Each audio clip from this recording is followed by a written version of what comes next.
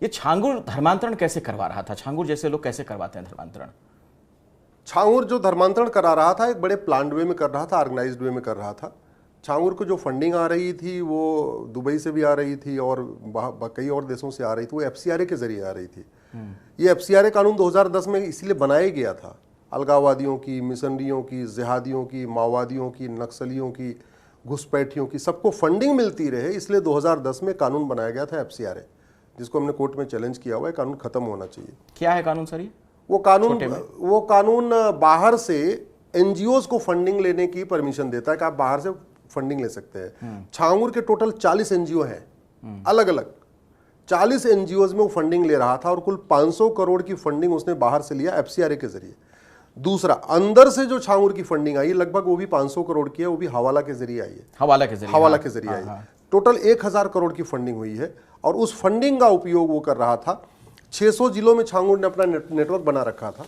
600 जिलों में टोटल 5000 गुर्गे उसके पूरे देश भर में काम कर रहे हैं। 600 जिलों में 5000 गुर्गे का मतलब ये हुआ एक जिले में 80 से 85 गुर्गे। अब आप कहेंगे 800 जिले हैं तो छांगुर 600 जिलों में काम क्यों कर रहा था? छांगुर 600 जिलों में इसलिए काम कर रहा था क्योंकि बाकी 200 जिलों में कन्वर्ट करने के लिए हिंदू बचे ही नहीं है। 800 जिलों में से 200 जिलों में हिंदू खत्म हो चुके हैं, इसलिए ना वहां लब जिहाद हो रहा है, ना लैंड जिहाद हो रहा है, ना धर्मांतरण हो रहा है, हिंदू है ही नहीं इन जिलों में। नहीं, 800 जिलों में से 200 जिलों में हिंदू खत्म हो चुके हैं। 9 राज्यों में हिंदू खत्म हो चुके हैं। कुल 6000 तहसीलें हैं, उनमें 6000 तहसीलों में से 1500 तहसीलों में हिंदू खत्म हो चुके हैं।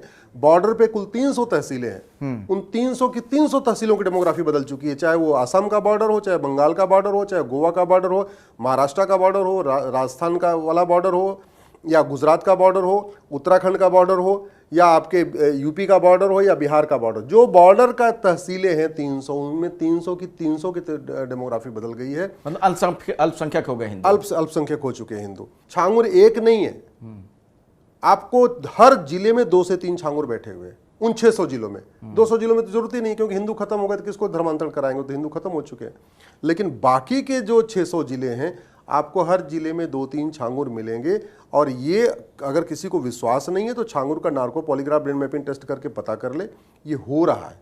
छांगुर को प्रोटेक्शन मिलता है माइनॉरिटी कमीशन एक्ट के कारण, जो 1992 में बना। छांगुर को प्रोटेक्शन मिलता है मदरसों से, और मदरसों को राइट टू एजुकेशन के दायरे से 2012 में कांग्रेस की सरकार ने बाहर निकाल दिया। पहले जब राइट टू एजुकेशन एक्ट बना था तो सारे स्कूल उसके दायरे में आते थे। 2012 में कानून बना के मदरसों को राइट टू एजुकेशन के दायरे से बाहर निकाल दिया। यानी मदरसों में क्या पढ़ाया जा रहा है, कौन पढ़ा रहा है, पढ़ने वाला कौन, पढ़ाने वाला कौन, कहाँ से फंडिंग आ रही है, कितने बच्चे हैं, इसको हमारे जो एजुकेशन डिपार्टमेंट के लोग जाकर ऑडिट ही नहीं कर सकते। कौन सी किताब पढ़ाई जा रही है वो ऑडिट ही नहीं कर सकते। इसलिए आपको मदरसों की किताब कभी मार्केट में नहीं मिलेगी। वो पढ़ा तो रहा था, लाहौर पब्लिकेशन की कोई किताब पढ़ाया करता था। हाँ, मतलब वही बात, वो तो ये बड़े प्लान्ड वे में हुआ है। और चूंकि धर्मांतरण एक धंधा बन चुका है, बड़ा प्रॉफिटेबल धंधा हो चुका है, रेट फिक्स हो चुका है, लड़कों को पूरा मिल रहा है कि भाई हिंदू की बेटी, ब्राह्मण की बेटी, क्षत्रिय की बेटी, वैश्य की बेटी, या सिख की बेटी है, या अग्रवाल, जैन, माहेश्वरी की बेटी है, मारवाड़ी की बेटी, 15 लाख रुपए मिलेगा। तो साल भर में अगर एक बेटी को भी उसने अपना ट्रैप कर लिया तो 15 लाख रुपए कमा लिया। महीने के 1.25 लाख रुपए हो गए ऑन एन एवरेज।